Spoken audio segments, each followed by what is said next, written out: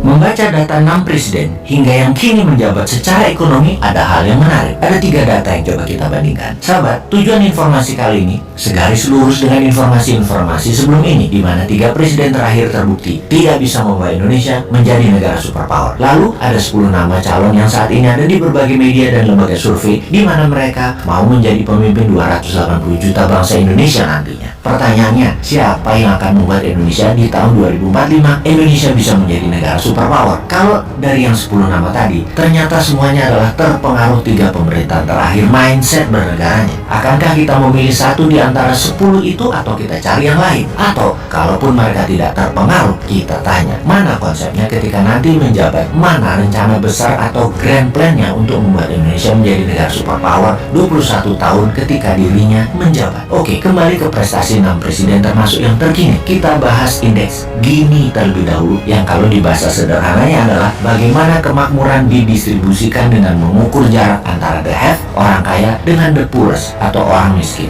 Gini rasio, kalau 0 artinya sempurna kekayaan terdistribusi, kalau 1 artinya sempurna ketidakmerataannya. Jadi semakin mendekati ke 0, semakin sempurna cara kelola negaranya. Semakin ke arah 1 adalah semakin kaya oligarkinya. 0,41 adalah indeks Gininya SBY, 0,39 adalah Pak Jokowi, 0,33 di zaman Ibu Mega, 0,31 di zaman Soeharto, Habibie, dan Gus Dur. Kemudian ada yang namanya fiscal space yang kita sederhanakan pemahamannya. Kalau di perusahaan itu ada istilah free cash flow. Semakin banyak free cash, semakin banyak space-nya, semakin longgar, bisa banyak geraknya. Biasanya diartikan dengan kemampuan mengumpulkan pendapatan negara, termasuk unsur pajak di sana. Jadi kalau tumbuh, maka fiskal negara yang berbasis pajak semakin banyak uangnya. Zaman Pak Harto bertumbuh 62%, Habibie 36%,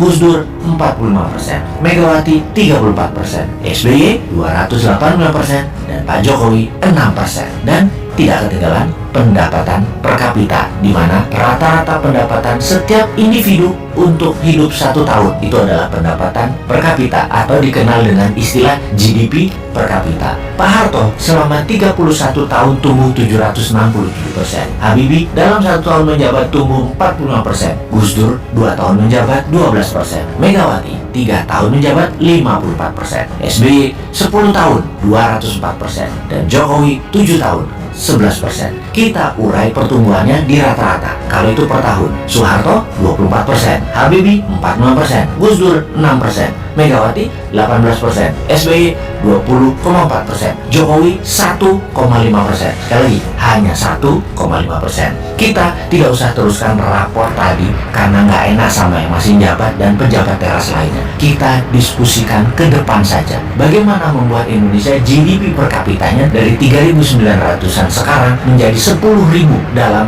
5 tahun di tahun 2029.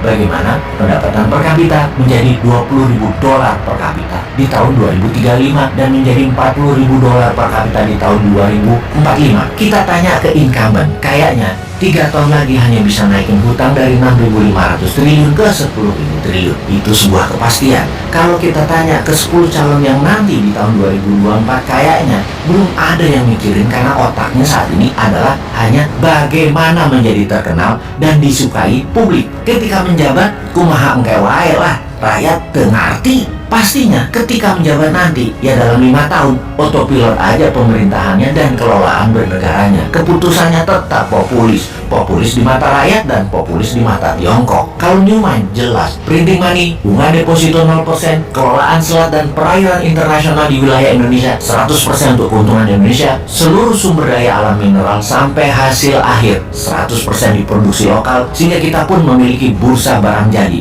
spot dan future price-nya yang menentukan Indonesia untuk mineral tersebut. Pastinya 10 juta putra putri terbaik berguru ke seluruh dunia dan semuanya telah selesai wajib militer. Mereka lah yang akan membangun dan mengelola domestic direct investment dengan printing money di kawasan ekonomi khusus. Mau ditiru konsepnya, wahai para calon, atau punya konsep lain? Ditunggu loh.